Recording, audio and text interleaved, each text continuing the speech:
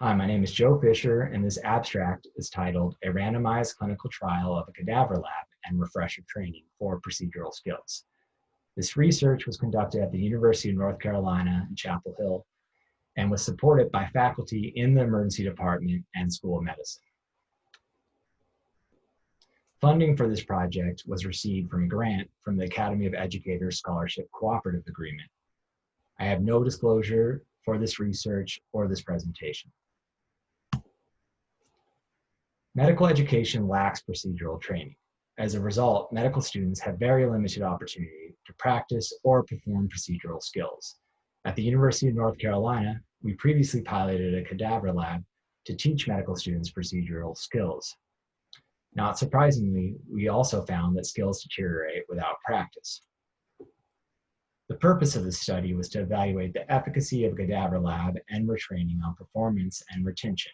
Our hypothesis was that medical students can learn procedural skills in a cadaver lab and that refresher training will enhance retention. This project was designed as a prospective double-blind randomized controlled trial, and it was conducted on third-year medical students at the beginning of their clerkships. The skills that were assessed included pigtail thoracostomy and interosseous line placement. Analysis of variance assessed between group differences, and post hoc testing compared performance between intervention groups with and without retraining. Significance was accepted at a p-value less than 0.05.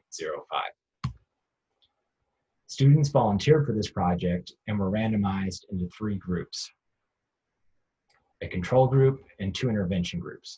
The intervention groups consisted of a retraining group and a no retraining group. All the students received a survey at the beginning of this study that evaluated their experience with pigtail thoracostomy and interosseous line placement. They also received video instruction on the skills as well as a brief quiz. The intervention groups received a cadaver procedure skills lab where they were instructed on how to perform these skills, and then a baseline and 6-week skills assessment. Following the 6-week skills assessment, the intervention group that was labeled retraining received a refresher course. At 12 weeks, all the subjects, including the control group, were assessed on their ability to perform the 2 skills. Following completion of this study, the control group had the opportunity to attend the same procedure skills lab as the intervention groups.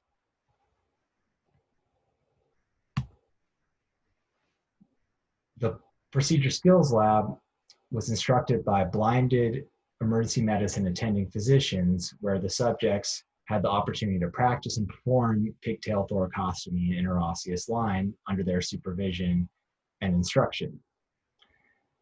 Each student had the opportunity to practice each skill and then receive immediate feedback. The attending physicians were instructed on a standardized approach for teaching these skills, which was carried throughout the lab. During the skills assessment, 2 different blinded attending physicians evaluated each student separately using 14 and 10-point checklists. These checklists were derived from and validated in prior studies and were composed of critical action points in each skill. If at any point it appeared as if the student was going to do something that would be harmful to a real patient, the assessment was terminated. Each student only had 1 opportunity during the skills assessment. 47 students enrolled in this study in total. Students reported less than 1 opportunity to observe or perform each skill.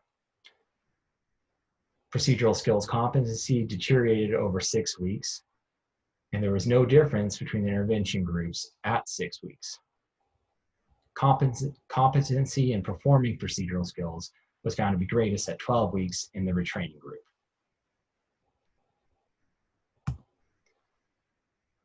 This is a graph displaying the results from the interosseous line placement. In red, you can see the intervention group that received retraining, and in blue, you can see an intervention group that received no retraining. At the 12-week mark, labeled in green, is the control. You can see the obvious difference at 12 weeks between the retraining groups. The retraining group outperformed the other groups Similarly, this is a graph displaying the results from the pigtail assessment. In red is the retraining group, and in blue is the no retraining group. At week 12 at the bottom is the control. Again, there's no statistical difference at 6 weeks between the retraining groups, but there's clear retention at 12 weeks in the retraining group. In conclusion, there is limited opportunity for third-year medical students to observe or perform interosseous lines or pigtail thoracostomy. These skills can be learned in a cadaver lab, and refresher training at 6 weeks increases retention of competency in both of these skills. Future studies will evaluate whether those results are translatable to clinical practice during the 4th year and beyond.